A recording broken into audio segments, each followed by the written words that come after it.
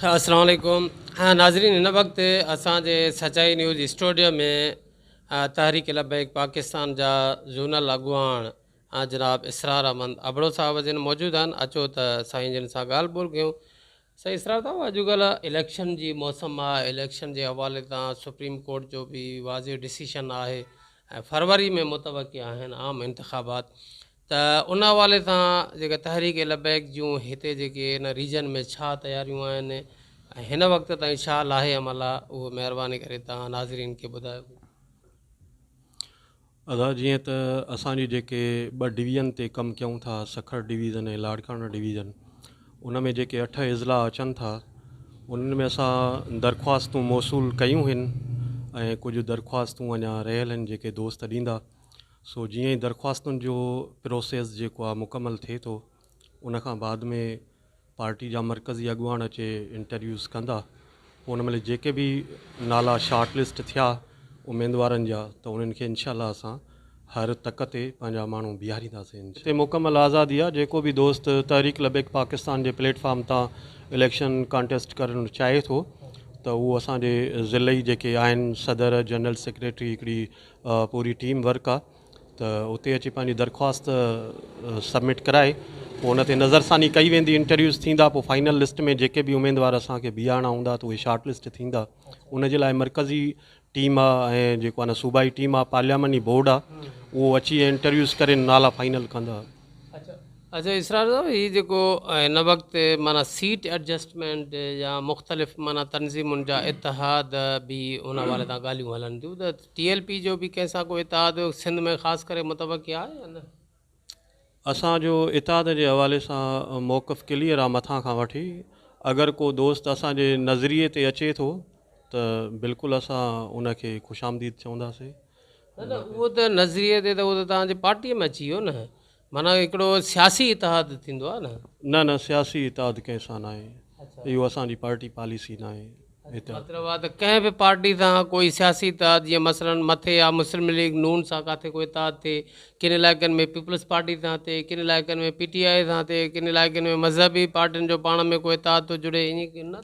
न हीअ जेके पार्टियूं कमु कनि थियूं पाकिस्तान में, जेको हिननि नशर कयो आहे पाकिस्तान जो, हाणे उन्हनि सां त नथो थी सघे न कंहिं बि क़िस्म सां इतिहाद जी। सो हाणे इनशाला इन फ्यूचर जेको आहे असां पूरी हिकमत अमली सां मैदान में लहंदासीं। कंहिं बि अगरि का अहिड़ी कोशिशि कई असांजे हक़ ते वोट ते धाड़ो हणण जी, त इनशाला असां अॻियां भरपूर मज़ामत कंदासीं।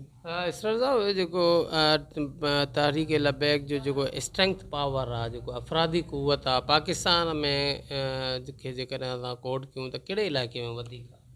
पंजाब सूबे में काफ़ी कमु आहे, कराची डिवीज़न में बि तमामु बहितरु सुठो कमु आहे, ऐं हिते अल्हम्दुलिल्लाह हाणे असां काफ़ी सालनि खां अरिड़हं खां वठी असां बि हिते कमु कयूं पिया। जेको आहे न हिते कमु कयो आहे मुसलसल, जेको आहे न हिते इंटीरियर में बि सिंध में। सो अल्लाह ख़ैरु कंदो, इनशाला स्ट्रेंथ आहे। अच्छा, माज़ी में जेके इलेक्शनियूं गुज़रियूं आहिनि त उन में हिते TLP जेको कैंडिडेट माना रहियो आहे प्रोविंशियल या NA जे सीट ते न?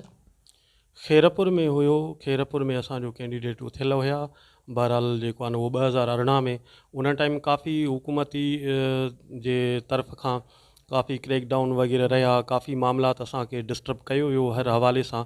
सो इनशाला हिन चकर जेको आहे न माहौल अगरि आज़ादु मिले थो त इनशाला असां पूरी कोशिशि कंदा कहिड़े सुठे रिज़ल्ट ॾियणु। मतिलबु इन जो मतिलबु इहो थियो त माना हिते जेकॾहिं कोई बि TLP जो कैंडिडेट उथे थो हिन ईंदड़ इलेक्शन में, त इहो फस्ट टाइम ई हूंदो?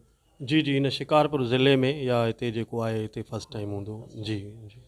इसरार साहब, जेको माज़ी में कुझु ईअं माना महसूसु थियो या ॿुधण में अचे पियो त माज़ी में माना TLP ते कुझु पाबंदियूं बि लॻियूं ऐं कुझु पाबंदी लॻण जा आसार हुया, शायदि कुझु क्रैकडाउन जे हवाले सां तव्हां बि ॻाल्हि कई। हिन वक़्तु छा पोज़ीशन आहे? हिन वक़्तु त हर शइ क्लियर आहे, कोई बि न आहे इशू। हाणे जेको नवाज़ लीग जेको PDM जो हिकिड़ो टोलो ठहियलु हुयो, हिन ताज़ो जेको हुयो असांजो मार्च, त इन में काफ़ी शयूं क्लियर थियूं। उहो मुआइदो जेको आहे उन में 8-9 पॉइंट्स आहिनि। उन में इहो सोशल मीडिया तूं पाबंदी हटाइण जे हवाले सां बि पॉइंट हुई। सो इहे शयूं आहिनि, फ़िलहाल त का अहिड़ो इशू न आहे। इसरार साहब, माना जेकॾहिं सपोज़ कोई इलेक्शन में जिन तकनि ते तव्हांजा कैंडिडेट TLP जा माना नथा कंटेक्ट कनि या नथा उते पार्टिसिपेट करे सघनि, त उते तव्हां कंहिंखे सपोर्ट कंदा? सपोर्ट जी ॻाल्हि न आहे, असांजी मुकमल कोशिशि आहे त हर तक ते पंहिंजा माण्हू बीहारियूं ऐं अल्हम्दुलिल्लाह माण्हू आहिनि, असां बीहारींदासीं, बीहंदासीं। सो इनशाला पूरी कोशिशि आहे असां हर तक ते माण्हू बीहारींदासीं जी इनशा हिकिड़ो इत्तेफ़ाक़ आहे जेकॾहिं किथे को के तक ओवरऑल तकनि जे बजाय कुझु तक ख़ाली बि हूंदा आहिनि त उते तव्हांजी छा हिकमत अमली हूंदी? ॾिसो न, हिते जेके पार्टियूं आहिनि इहे टे जेके पाकिस्तान ते मुसलत कयूं वियूं आहिनि, हाणे असां इन्हनि खे त सपोर्ट कोन था करे सघूं न, कंहिं धाड़ियल रहज़न खे माण्हू सपोर्ट करे। हाणे फ़र्ज़ु कयो हे पीपल्स पार्टी आहे, नून लीग आहे या PTI आहे, इन्हनि खे सपोर्ट करे जेको आहे न असांखे पंहिंजी आख़िरत त ख़राबु नाहे न करणी। हाणे इन्हनि सां गॾु बीहणु माना पंहिंजो पाण खे हिकिड़ो गुनाहनि जी दलदल में फासाइण जे बराबरि आहे। सो इहो मुमकिन ई न आहे त इन ज़ालिम पार्टियुनि सां को सपोर्ट वारी ॻाल्हि हुजे। असांजो त इन्हनि सां जेको आहे न हिकिड़ो जिहाद वारी सूरत आहे, माना त इन्हनि सां हिकिड़ो मुंहुं ॾियणो आहे, फेस करिणो आहे इन्हनि खे, पाकिस्तान जे अवाम खे ऐं पाकिस्तान खे इन्हनि ज़ालिमनि मां आज़ादु कराइण जे लाइ ई त असां मैदान अमल में आया आहियूं। हा इसरार साहब, माना जेको पीपल्स पार्टी माना गुज़िरियल 15-18 सालनि खां सिंध में इक़्तिदार ते विराजमान आहे ऐं उन जे हूंदे बि सिंध जी जेका सूरत हाल आहे उहो सिंध जो हर माण्हू शऊरबंद ॾिसे थो पियो। त हिन वक़्तु बि माना को मुतबादिल माना काई अहिड़े क़िस्म जी का पार्टी या इतिहाद या तनज़ीम सिंध जे अंदरि मौजूदु न आहे, सवाइ पीपल्स पार्टी कर फर सां मौजूदु आहे ऐं माण्हू बि मजबूर आहिनि पीपल्स पार्टी खे ऑन करण जे हवाले सां। त इन एॾे सारे स्पेस ऐं ख़ाल खे कीअं फिल कंदो, केरु फिल कंदो? तव्हां जॾहिं बि इलेक्शन थिए त उन में पोलिंग जे रिज़ल्ट ते थोरी नज़र रखंदा कयो त जिते हिकिड़ी रजिस्ट्रेशन ऑफ वोटिंग आहे, सपोज़ कयो किथे लख आहे, उन लख मां जेका इलेक्शन कॉन्टेस्ट थिए थी उन में जेका कास्टिंग ऑफ वोट आहे उहा तव्हां ॾिसंदव त मुंहिंजे ख़्याल में कुझु परसेंटेज आहे उन मां जेको आहे न 100% मां को 30%, 30,000 माना वोट पए थो, 70,000 वोट काॾे थो वञे।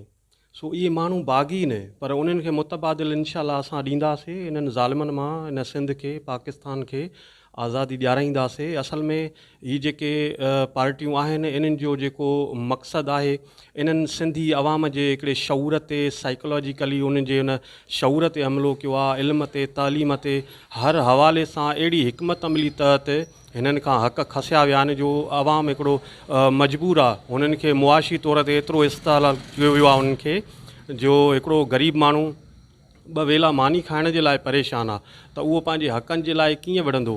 सो हिननि मुआशी तौर ते हिकिड़ो माण्हुनि खे मफ़लूज बणाए छॾियो आहे। हिननि हर माण्हू जो तमामु जेके हुकूक आहिनि उहे गसब कया विया आहिनि, हिननि खाधा आहिनि, हिननि पंहिंजो लंडन, बर्तानिया, दुबई इन्हनि में त मिल्कियतूं ठाहियूं। हितां जा लोकल वॾेरा सरदार भोतार तव्हां ॾिसो जेके आहिनि उन्हनि जो तव्हां लाइफ स्टाइल ॾिसो, कंहिंजो शिकारपुर सिटी खां अलावा ॾिसो तव्हां त हर तालके में हर जॻह ते हिननि जा बंगला आहिनि। सो हाणे चवण जो मक़सदु आहे माण्हुनि खे रिहाइश जे लाइ हिकिड़ी झूपड़ियूं न, हिकिड़ी कमिरो नाहे ऐं हिननि जा हिकु शहर में बंगला आहिनि साईं जन जा। सो हाणे अवाम खे इहो ई शऊर ॾियणो आहे त बाबा हीअ ज़ालिम लुटेरा तव्हांजे कंहिं बि हक़ जो तहफ़ुज़ न करे सघंदा।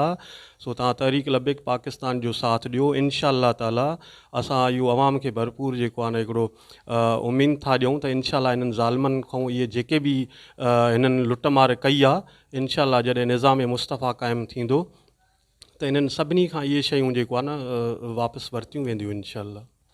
वॾी महिरबानी इसरार साहब जो तव्हां पंहिंजूं क़ीमती घड़ियूं असांखे ॾिनियूं।